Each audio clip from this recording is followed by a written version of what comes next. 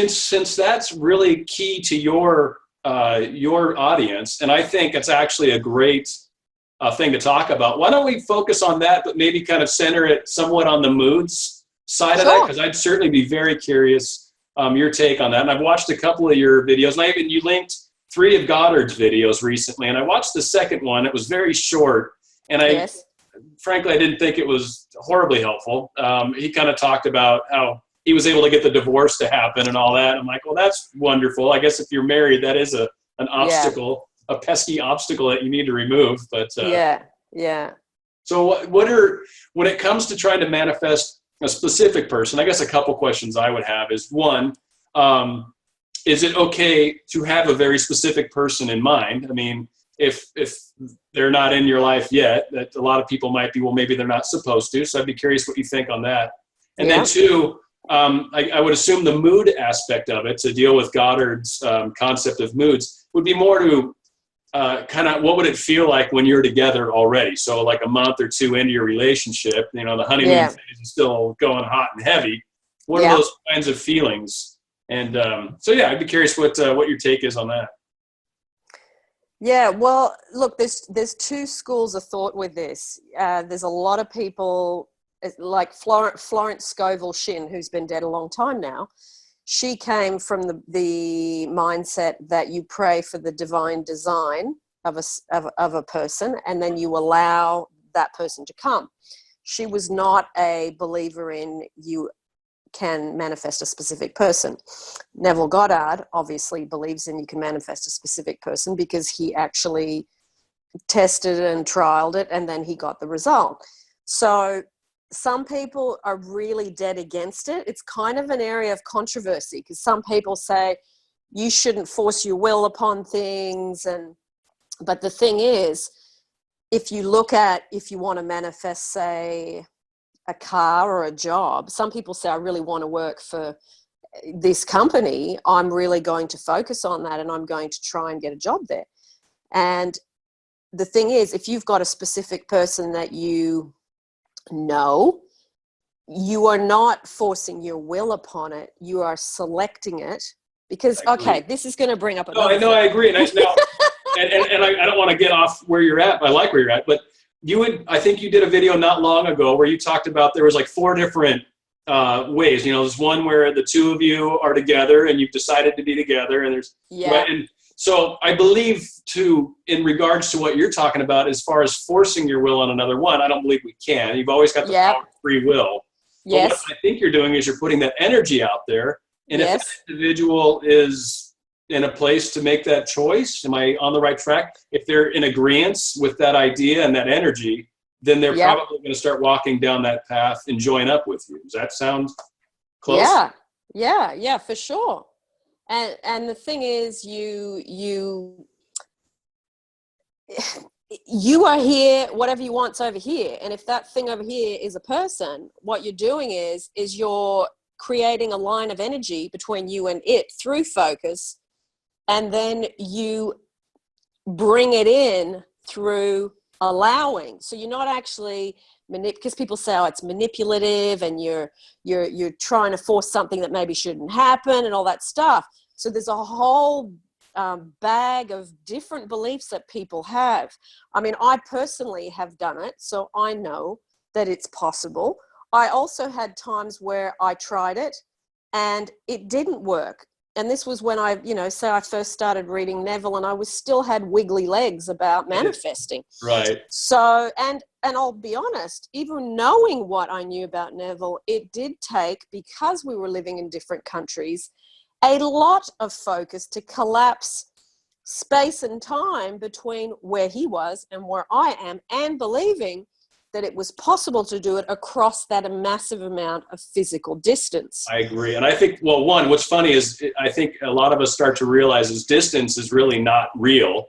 No. So that's a big leap. And then I think, too, it's practicing, certainly here in the States, and I'm assuming Australia is somewhat similar, but here in the States, like, we are so programmed to watch TV and have things presented to us that we don't imagine anymore, that our imaginations have been lying dormant since we were probably 3 or 4 or 5 years old. And and stopped imagining being a princess or playing cowboys and Indians or whatever, army, whatever the heck, kids are doing these days. But I think the other side of it is that practicing and getting more comfortable with imagining. Because frankly, when I started this, that was kind of the trickier part, is just doing the same thing over and over. And I'm noticing that the picture is becoming more and more clear in my mind. And there's like 3 things that I'm manifesting right now. And it's kind of fun to see how things are playing out. But as soon as I started doing it, a lot of things started lining up. And oddly, Australia keeps popping up a lot, which is really weird to me. And I don't know why. I don't know if it's a place I've always wanted to go. And I've always had a fascination with Australia in general. But I have no idea why Australia has been popping up. You're a part of that. There was a customer that came into that little coffee shop I work at on Sundays. Yeah. And they were from Australia. And I made the same mistake, misnaming their accent. Because I'm a bit special when it comes to that. But yeah, it's weird. And then there's another couple people on Instagram that are from Australia that are following me. So it's kind of weird. I don't know. Yeah. Yeah. Well, it's that thing when you appreciate something or you're drawn to something, it's drawn to you as well. That's true. It's drawn to you. This is what is so, so, so exciting and fascinating about all the Neville stuff, is that nothing's set in concrete. And then this, like what you were talking about, that YouTube about selection, it's like all the different quantum possibilities exist, like books on the bookcase, and you choose the book that you want to read. That was amazing. That was honestly probably one of the best illustrations of that point I've ever heard. That was awesome. Oh, good. Yeah, I really like that. It gets really, like people say, like, yeah, I read that, but what does that mean? Right. Because and reiterate for anyone that might see it on my channel that haven't seen it, but you had talked about where you could have like 5 different colors, and I think you were talking about colors or something like that, right? Like the different colored books. Right, different colored books. And so you might have an orange, a yellow, a red, a blue, a green. Yeah. And just because you grab the blue book and read it doesn't mean the other 4 colors aren't still sitting there. And I thought that was brilliant because, you're keying in on the blue. So in the case of what we're talking about in a relationship, you're keying in on a specific somebody, and maybe that somebody is blue. And maybe it doesn't work out, and maybe it spans into someone else. I mean, I still think there's that, once you're putting that energy out there and really trying to manifest, that if that individual that you're trying to choose isn't going to come on board for whatever reason, it probably would lead to another that's very similar, or probably maybe even a better choice. I don't know what your thoughts are on that. Could be. I mean, I think a lot of people do that. Oh, this is something better, because that comes kind of from. And I agree. That's an ugly term. Well, no, but the thing is, if you believe that, then that works for you. Okay. That's true. Okay. There's nothing wrong with that belief. Every belief you have is supported by evidence in the 3D world that comes at you. So if people say, oh, there's more fish in the sea, and you might get this or something better, and you believe that and you take that on as your belief system, then you will get the evidence of that. Somebody said to me recently, I was following someone on their YouTube channel, and they said, Agnes, that you can't manifest a specific person. And she said, and I'm listening to you and you're saying that you can. And I said, look, there are different ways around the circle. And I said, law of attraction interpretation is a bit like, for thousands of years, people have interpreted the Bible. There's still completely different ways of doing it. How many different versions have they written for that? Exactly. Right, exactly. So I said to her, you choose what you want to believe. You follow which belief you want, and then you will get the evidence of that belief. And she said, well, I've got a specific person in mind. I said, I found that information really distressing. I said, well, there you go. You go, I don't want to believe that. You believe what you want, and then you follow it. And I said, that Neville manifested a specific person. I said, that I've manifested a specific person. And I said, I've written about 10 stories that have other people that have actually, I went hunting for stories of people that had done it. So I found them. Yeah. So, and now, of course, because of the internet, you can access that kind of information. So everybody's got their beliefs going.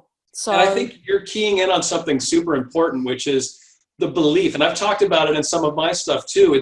I think that's where maybe law of attraction helps a little too, where it kind of helps us hone in that our day-to-day thoughts that we might sometimes beat ourselves up with. But ultimately it comes down to what do you believe? What are you able to wrap your head around and accept and just run forward with that concept versus constantly having self-doubt, or like that lady you were talking about where it's like, well, I can't do it. Well, I can do it. Well, I can't. Well, you're going to have to make up your mind and get in line with one of those. Exactly. And if you can't, then don't, and just, manifest the person or believe that you can and do it. Yeah. But I agree. There's examples of both all over the place. And I think it is whatever we set our minds to. Sorry, I don't mean to interrupt. It is.